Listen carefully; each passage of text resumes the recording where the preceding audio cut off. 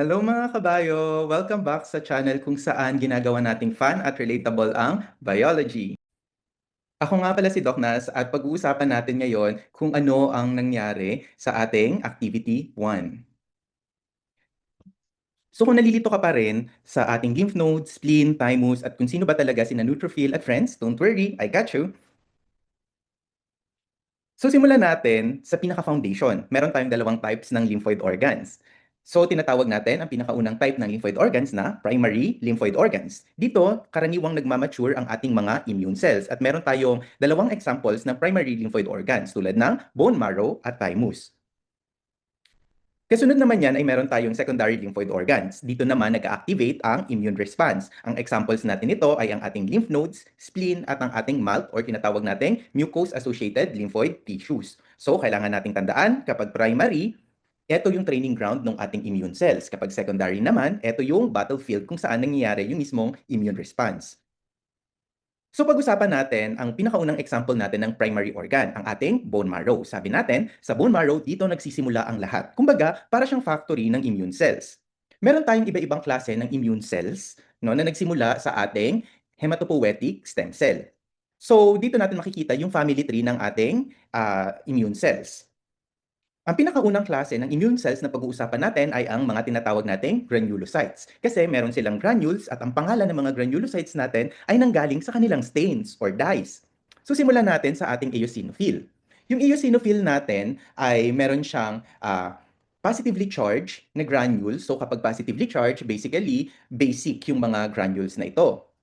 So yung mga positively charged, na-attract sila sa mga negatively charged na dyes or yung sa mga acidic na dyes tulad ng eosine. Kaya sila tinawag na eosinophil.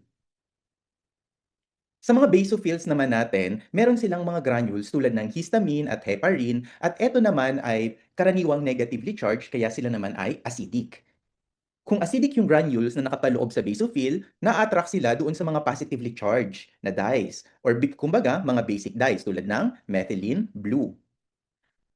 Meron din tayong halo-halong granules na nakapaloob sa ating neutrophil. So sila ay positive at negative. So karaniwan sa makikita nating example sa mga granules na nasa loob ng neutrophil ay mga cationic pero meron din naman silang mga anionic or negatively charged na granules. Kaya naman yung key charges sa ating neutrophil ay zero. Kumbaga sila ay neutral. Kaya naman sila ay na-attract sa acidic at sa basic na dye tulad ng eosine at methylene blue. Ngayon, alam na natin kung saan nanggaling ang pangalan ng eosinophil, neutrophil, at basophil. Karaniwan, ang neutrophil natin, sila ang unang nagre-respond sa ating mga macrophages kapag meron tayong infection. Kaya naman, kapag tatandaan natin ang function ng neutrophil, N, bilang number one responder. Kapag eosinophil naman, ang kailangan nating tandaan, nagsisimula ang eosinophil sa letter E. Kapag eosinophil, sila ay nagre-respond sa external parasites. Kapag basophil naman, ang kailangan nating tandaan, nagsisimula ang basophil sa letrang B nang ibig sabihin or pwede natin siyang i-associate sa bad allergy. Kasi yung basophil natin, kinokontrol niya yung allergic response towards different parasites. Ngayon naman, puntahan naman natin ang ating megacardiocyte at macrophage. Magkaiba sila ha, pero mukha silang magkaparehas kasi parehas silang malaki. Kapag sinabi nating megacardiocyte, ibig sabihin napakalaki ng cell na ito, super laki ng cell na ito, at ang karaniwang function niya ay gumawa ng platelets. Kapag macrophage naman, karaniwan malaki ang ating macrophage, ito yung tinatawag nating resident na immune cells doon sa ating tissues, at ang primary function ng mga macrophage natin ay kinakain niya ang iba't ibang klase ng pathogens. So kailangan nating tandaan kapag megacardiocyte, platelets, kapag macrophage naman ay kumakain siya ng pathogens. Ang sunod na immune cells naman na tatalakayin natin ay ang ating dendritic cell at ang ating mast cell. Sa lecture, natutunan nyo na ang ating dendritic cell ay kumukonekta papunta sa ating adaptive immune response galing sa ating innate immune response. So nagagawa yon ng dendritic cell kasi para silang messenger ng innate immune response natin at nagpapakita sila or nagpe-present sila ng antigen sa ating mga B cells at T cells. Yung mast cells naman natin, meron silang granules sa loob. Yung nakapaloob na granules sa ating mast cells ay mga histamine. Kaya naman, ang mast cells natin ay typically involved sa ating allergic reaction. Now, dumako naman tayo dun sa ating mga lymphocytes. So, dito makikita nyo, meron tayo ditong isang small lymphocyte na maaring maging isang B cell or pwede rin tong T cell. So basically, etong small lymphocyte na to, hindi pa siya fully nagde-develop sa kanyang actual na cell, no? So yung small lymphocyte natin, so pwede siya for example na B cell or pwede siyang T cell. Yung B cell natin kapag naka-encounter na siya ng antigen, no, magiging na siya ngayon na plasma cell.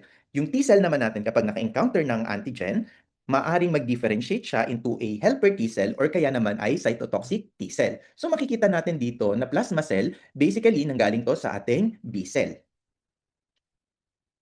Ngayon, alam na natin na lahat ng mga immune cells na 'to ay nagsimula sa ating bone marrow. Ngayon, karaniwan sa mga immune cells na 'to na nanggaling sa bone marrow, pupunta na sila sa ating secondary lymphoid organs. Pero meron tayong mga immune cells tulad ng T cells na hindi agad dumediretso sa ating secondary lymphoid organs. So yung mga T cells natin, karaniwan pumupunta muna sila sa thymus para mag-training. So ano yung training na ginagawa nila? Tinitrain nila yung sarili nila na hindi mag-react sa self-antigen or sa mga karaniwang antigens na pinoproduce ng katawan natin. Ngayon naman, kapag nag-react yung T-cell na yon sa mga self-antigens natin, hindi siya gagraduate, hindi siya makakalabas doon sa ating thymus. Kung kaya naman, yung mga T-cells na lumalabas sa thymus at pumupunta doon sa secondary lymphoid tissues natin, ibig sabihin, ito yung mga T-cells na hindi na nagre-react sa mga self-antigens natin. So pag-usapan natin ang iba't ibang parte ng ating thymus. So yung thymus natin ay meron tayong capsule, meron tayong cortex, at meron tayong tinatawag nating medulla.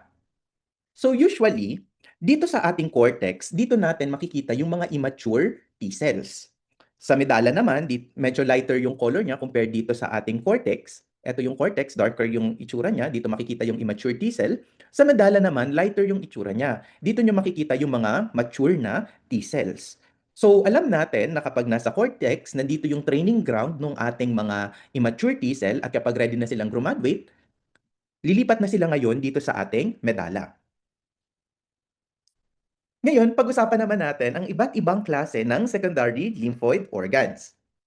Ang pinakaunang lymphoid organ na pag-uusapan natin ay ang ating lymph node. So yung lymph node natin para siyang checkpoint or filter station. Makikita nyo dito ang iba-ibang parte ng ating lymph node. So meron tayo ditong capsule, meron tayong cortex, ito yung ating cortex, ito naman ang ating paracortex at ang ating medulla.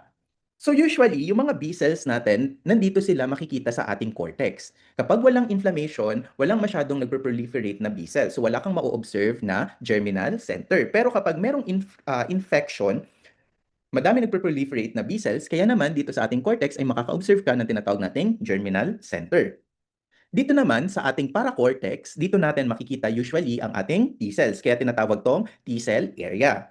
Ngayon, dito naman sa ating medullary sinus, sa ating medulla, dito natin makikita yung mga plasma cells natin, tsaka yung mga macrophages. So lagi niyong tandaan, meron tayo ditong tinatawag nating HEVs or ang ating mga high endothelial venules. Dito pumapasok yung ating mga lymphocytes. Lumalabas naman sila usually dito sa ating efferent lymphatic vessels. Ang next naman na secondary lymphoid organ na titingnan natin ay ang ating spleen. Ang spleen naman ay blood filter. Particularly, filter siya ng mga matatanda at patay na red blood cells. So, ang itsura ng ating spleen ay meron tayong red pulp, no? At meron din tayong tinatawag nating na white pulp. Ito. So doon sa ating red pulp, usually red siya kasi dito usually makikita yung mga red blood cells natin at dito nangyayari yung clean up ng mga red blood cells. Sa white pulp naman, ito yung meron tayong immune function na katulad ng sa lymph node. Kaya kung mapapansin nyo, ang itsura ng ating white pulp ay halos kaparehas ng itsura ng ating lymph node. Dito sa ating nodule, ito yung nodule natin, dito natin makikita yung ating B cell. Tapos naman, dito naman sa ating pulse or sa ating periarteriolar lymphoid sheath, dito naman natin makikita ang ating mga T cells.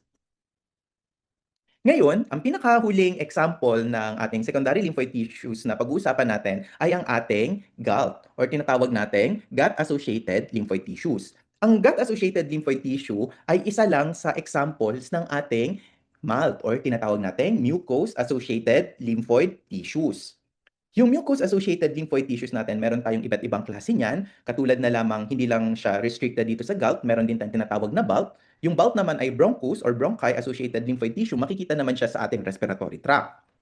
So, yung ating GALT or gut-associated lymphoid tissue ay makikita sa ating gut, sa ating digestive system. So, other example ng gout natin, it includes your tonsils, your Peyer's patches, and other lymphoid tissue sa digestive system. So, meron tayo ditong mga crypts, no? So, mapapansin nyo, meron tayong crypts at meron tayong mga lymph nodules. Doon sa lymph nodules natin, basically, nandyan yung ating mga B cells na nagpo-form ng ating germinal center.